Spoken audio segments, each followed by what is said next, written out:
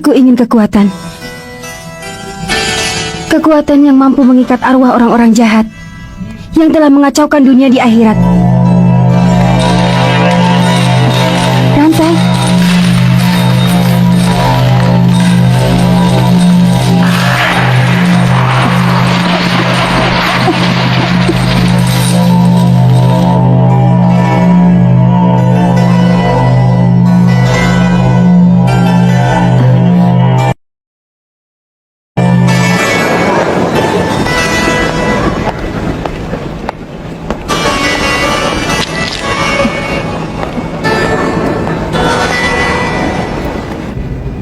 Aku tidak bilang kalau kau masih kurang pengalaman. Lagi pula ada pelanggan yang tidak keberatan dengan para pemula. Tapi kau ini masih di bawah pemula. Apa maksudnya? Kau lihat tidak di sampingku ini? Kau tidak melihat apapun kan? Datanglah sekali lagi kalau kau sudah bisa melihat. Itu adalah syarat minimal di agen ini.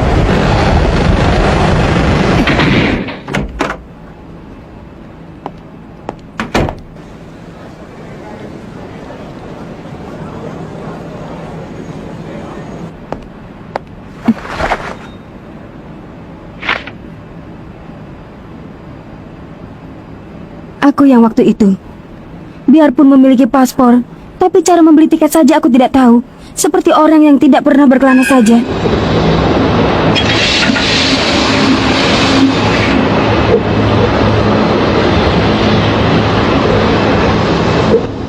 Itu karena aku sama sekali tidak pernah mengetahui mengenai rahasia dunia, yaitu Nen. Kau memiliki tipe Gugenka. Tipe itu yang mampu mengubah aura menjadi benda nyata. Gugenka? Ya, kenapa? Kau tidak puas? Sebenarnya yang kuinginkan adalah tipe Kyoka. Ini adalah tipe yang sudah kau miliki sejak dilahirkan. Jadi tidak bisa memilih seenaknya, sesuai keinginan. Tidak ada jalan lain kecuali menerimanya dan menjalani saja apa yang kau miliki sampai akhir. Nah, dalam 1 bulan ini, kita mulai latihan Hatsu. Luar biasa, dalam 1 bulan, kau telah mengembangkan kemampuan Gugenkamu sampai sejauh ini. Kalau dengan bakat sepertimu ini, cuma tinggal masalah waktu saja, sampai kau bisa menguasai 100% kemampuan Gugenka. Itulah yang bisa kuajarkan sebatas ini. Kurapika, kau lulus ujian rahasia Hunter. Ujian rahasia Hunter? Ya, benar. Kemampuan menguasai Nen adalah kemampuan yang dibutuhkan oleh seorang Hunter. Kau sudah lulus ujian Hunter. Mau kemanapun juga silakan. Tidak, yang ku cari bukanlah kekuatan sebagai Hunter, tapi kekuatan untuk bisa bertarung seorang diri. Kekuatan. Aku membutuhkan kekuatan. Untuk itulah biar bagaimanapun juga aku membutuhkan kemampuan Nen tipe Kyoka. Itu tidak mungkin. Kau tidak mungkin menjadi tipe Kyoka. Ini adalah tingkat kemungkinan kau menguasai tipe lain selain Gugenka. Sekeras apapun usahamu itu, kau tidak akan bisa menguasai tipe yang bukan tipe utamamu dengan sempurna. Karena semakin jauh jaraknya dengan tipe utamamu, maka semakin kecil kemungkinannya. Kenapa tipe Tokusitsu kemungkinannya no? Tipe Tokusitsu adalah tipe spesial. Itu bukanlah tipe Nen yang bisa dipelajari biarpun kau ingin mempelajarinya. Karena itu adalah kemampuan istimewa yang terbentuk dari suatu lingkungan khusus. Tempat dibesarkan atau didapat dari garis keturunan. Kenapa Tokusitsu ditulis di sini? Itu karena yang punya kemungkinan terbesar untuk menguasainya adalah tipe Gugenka dan Sosa yang ada di sebelahnya. Kau juga punya kemungkinan untuk menguasainya.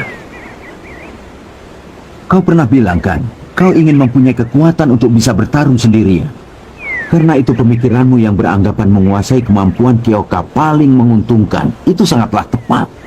Karena tipe inilah yang paling efektif dalam serangan, pertahanan, dan pemulihan. Tetapi orang bertipe Gugenka sepertimu hanya akan bisa menguasai sekitar 60% kemampuan Kyoka. Itu kenyataannya. Kemampuan Kyoka adalah suatu teknik yang mengubah sesuatu dengan cara menambah atau mengurangi.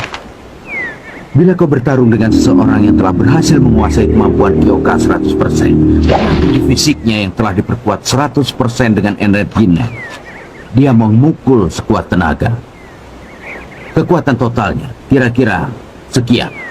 Lalu kau, dengan kekuatan Nenma, hanya bisa menguasai kemampuan Kyoka sampai maksimal 60% saja, menerima serangannya. Dengan demikian, biarpun menahan serangannya, kau masih akan menerima 40% dari kekuatan serangannya. Kau tidak mungkin bisa menang. Ini hanyalah perhitungan kasar. Kekuatan fisik tiap orang berbeda-beda dan bisa berubah banyak tergantung dari kondisi tubuh, tempat pertarungan, dan situasi di sekitarnya juga akan mempengaruhi. Mengenainya, lebih rumit lagi. Kemampuan, kegilaan, kesedihan, ketakutan, kebencian, kegembiraan, rasa malu, kesiapan diri, semuanya itu menentukan gerakan hati yang juga mempengaruhi Nen. Bahkan pada saat tertentu, perasaan itu bisa membuat kekuatan Nen melampaui 100%.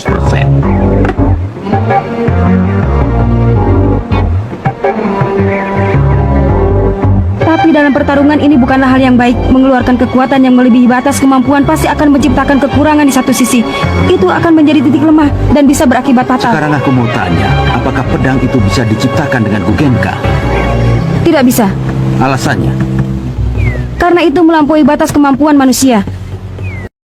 Biarpun bisa menguasai Gugenka 100%, ada juga benda yang tidak bisa diwujudkan. Misalnya, pedang hebat yang sangat tajam bisa saja diciptakan dengan Gugenka. Tapi lebih baik kalau tidak membuang tenaga dan membeli pedang sungguhan saja. Suatu benda yang benar-benar ada. Kalau hanya sekedar mewujudkan dengan Gugenka pun tidak akan bisa menjadi senjata yang ampuh. Dengan kata lain, Gugenka tidak akan bisa menandingi ciptaan Tuhan. Orang yang bertipe Gugenka akan sulit untuk menyeimbangkan kemampuannya dalam pertarungan. Kekuatan yang luar biasa bisa didapatkan. Jadi jawabannya bisa iya, bisa juga tidak. Pikirkan baik-baik apa yang ingin kau ciptakan dengan Gugenka. Kurapika, apa yang ingin kau wujudkan dengan Gugenka?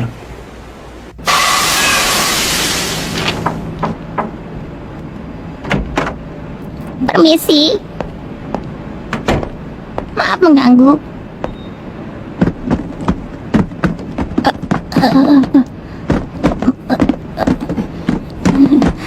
Terima kasih.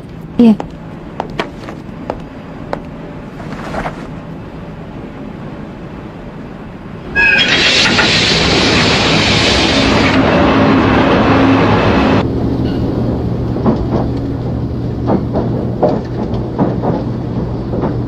Mau pergi kemana? Apa perlu aku untuk menjawabnya? Tidak, tapi sering dibilang kan, perjalanan akan membawa teman. Suatu kebetulan jika kita bisa duduk berhadapan seperti ini. Kau sependapat kalau ini takdir? Tidak. Aku yang sekarang ini tidak membutuhkan takdir orang lain. Yang kubutuhkan adalah kekuatan dan tekad yang besar untuk mencapai tujuan. Hanya itu saja. Rantai? Ya, aku pilih rantai. Begitu mendengar Gugenka, benda itulah yang langsung terbayang di pikiranku. Rantai ya? Kenapa dengan rantainya? Mungkin karena di dunia ini ada banyak sekali orang-orang yang berkeliaran bebas, yang seharusnya diikat di akhirat. Apa benar? Kalau menurut perasaanku, justru dirimu sendirilah yang terikat, Kurapika. Memangnya apa yang kau mengerti? Apa? Tunggu! Kurapika! Tunggu! Kurapika, aku ini adalah gurumu. Hormatlah sedikit pada gurumu ini. Aku masih bicara. Jangan berjalan terus, Tak berhenti. ada seorang pun yang mengerti. Kurapika! Mana mungkin mereka mengerti? Karena itu aku... Pemeriksaan tiket. Ya, silakan. Permisi. Sebagai identitas diri, aku menggunakan lisensi hunter. Perlu diperiksa atau tidak? Silakan. Oh. Maaf, ini asli. Jadi saya kembalikan. Terima kasih. Selamat menikmati perjalanan Anda.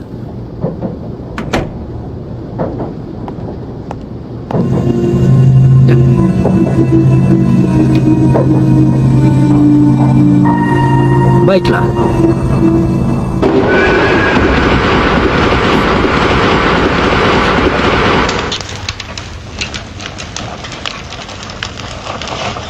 Demi balas dendam ya?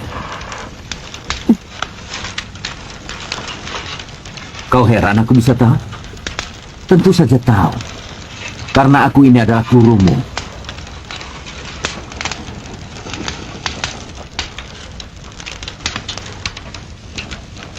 Sudahlah. Hentikan saja. Balas dendam tidak akan membuahkan hasil. Keadaanmu sekarang ini bagaikan seekor kupu-kupu yang sedang menderita. Kupu-kupu yang terjerat dalam sarang laba-laba yang bernama dendam.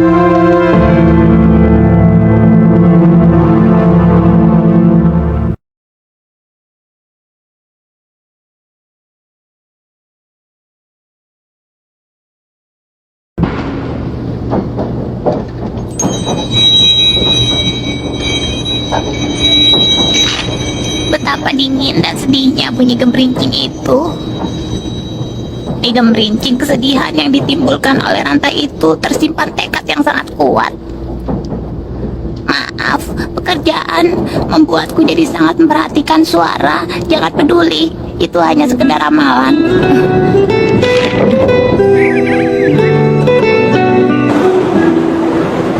Kemampuan legenda bukanlah sikap praktis. Hanya dengan pikir kau harus menstabilkan dan mempertahankan suatu energi yang berbentuk aura di udara. Itu adalah fenomena fisik yang mutlak.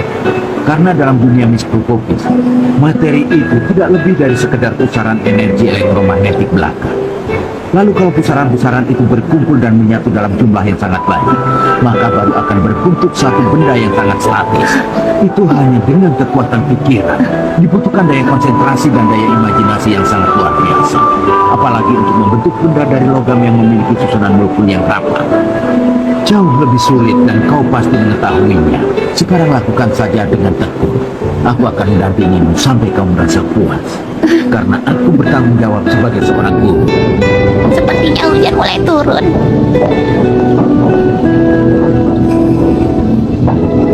Hujan di malam hari membuat hati murung ya.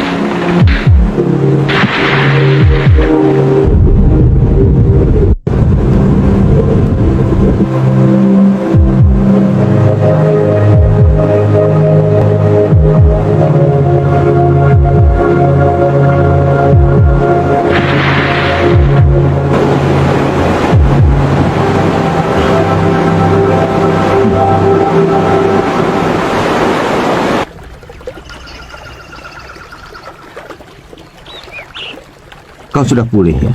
Memang, memaksakan diri terkadang dibutuhkan.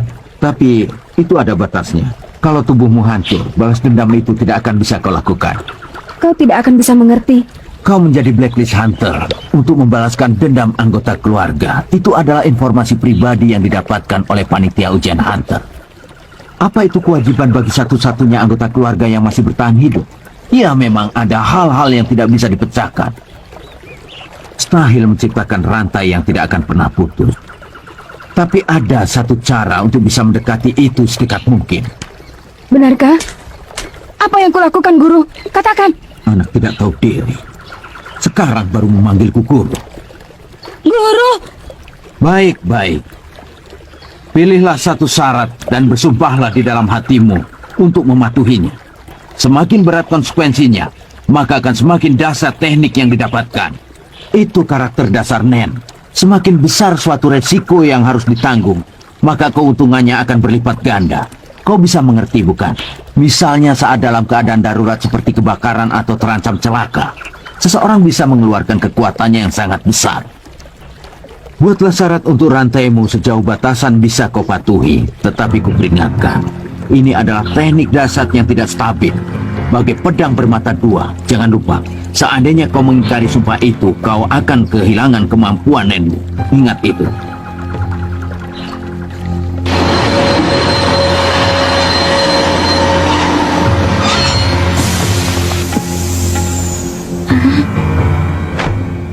Dia ada di sana. Ayo.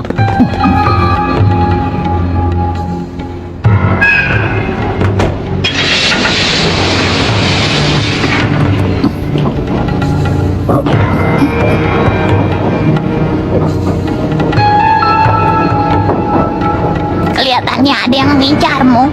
Itu gerombolan penjahat yang mengincar kartu lisensi. Semuanya 6 orang. Dari gerak-geriknya, sepertinya mereka itu adalah orang-orang profesional yang sudah terbiasa. Ada 6 orang. Terima kasih atas peringatannya. Tadinya aku tidak tahu jumlah orangnya. Tidak perlu khawatir, aku tidak akan merepotkanmu.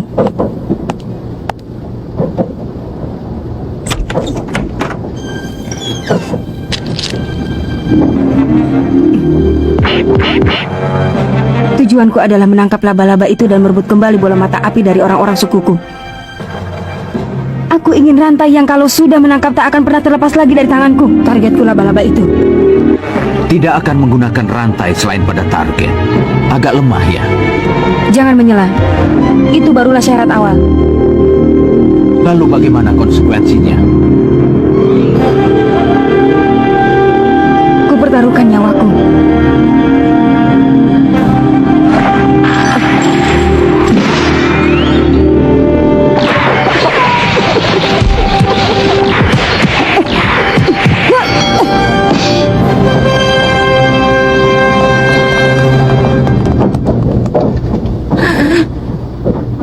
Benar apa yang kau katakan. Kalau dilihat dari kecepatan mengambil keputusan dan kesigapan aksinya, mereka adalah profesional. Berkat dirimu aku bisa mengusir mereka dengan resiko sekecil mungkin. Terima kasih. Sama-sama. Lulus. Sungguh mengejutkan. Hanya dalam waktu setengah tahun kau bisa menguasai Nen. Kau masih mengingatku ya? Begitulah. Karena tamu yang datang ke sini jumlahnya sedikit. Sejak datang waktu itu sampai sekarang, hanya ada 1 orang tamu yang lain. Tempat ini lebih sulit ditemukan daripada yang kau bayangkan. Lalu, penyewa seperti apa yang kau inginkan? Sebaiknya, seseorang yang memiliki koneksi yang kuat di dioksin, tempat pelelangan akan diadakan. Apapun yang harus kulakukan tidak jadi masalah. Penyewa yang memiliki pengaruh luas biasanya memberi persyaratan yang berat. Kecil kemungkinan ada yang mau menyewa hunter tak berpengalaman sepertimu. Ada 3 orang, sesuai dengan keinginanmu, tidak mempermasalahkan pengalaman, memutuskan melalui wawancara. Ketiganya membutuhkan tenaga pengawal. Nah, kau pilih yang mana? Silahkan. Terima kasih.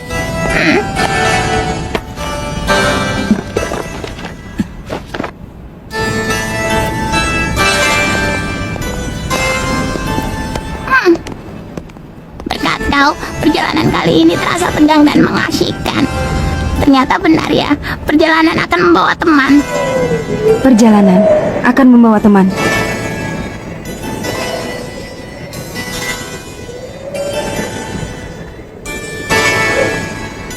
Nah, aku permisi di sini. Rasanya aku akan bisa bertemu lagi denganmu. Aku akan terus bertarung. Aku tidak akan meminjamkan kekuatan siapapun lagi. Yang bisa diandalkan hanyalah kekuatan diri sendiri. Untuk itu, aku